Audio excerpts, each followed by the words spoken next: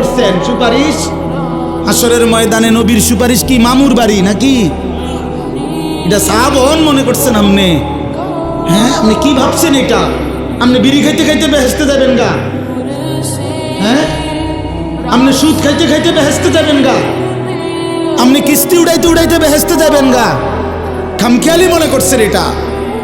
আখেরাত খামখেয়ালি?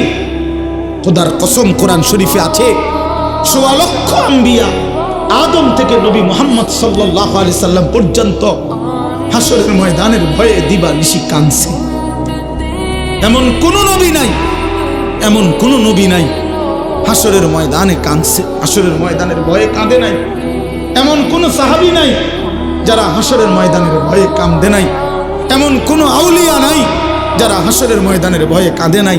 নালে আউলিয়ায়ে কেরাম কাঁদছে কি লেগে? বাতের লেগে, চিরা বই বনের লেগে কাঁদছে কিসের জন্য?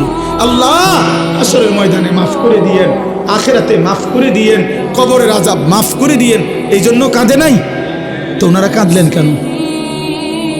ওনারা কাঁদলেন কেন? 24 ঘন্টা নেক আমল করার পরেও 5 ওয়াক্ত নামাজ পড়লেন, হালাল হারাম বাইসা চললেন, বউ বাচ্চারে পর্দা পুশিদায় রাখলেন। এত কিছুর পরেও সমস্ত আম্বিয়া কেন কাঁদলেন? সমস্ত সাহাবা কেন কাঁদলেন? সমস্ত আউলিয়ায়ে বুজুর্গানে দ্বীন কেন কাঁদেন? কেন কাঁদেন আপনি বুঝেন না?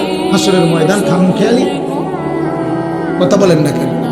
ওনারা কাঁদে আমল করার পরে, আর এবড়া সাদওয়ানে বইয়া বইয়া গপ মারে, এবড়া লম্বা লম্বা কথা কয় সাদওয়ানে, অমুকের ইমান নাই, তমুকের আকিদা বালা নাই, অমুকের। আরে বাপরে, সাদওয়ানে বইয়া বিড়ি খাইতে খাইতে কয় ভালো মানুষ তো নাই করতে না।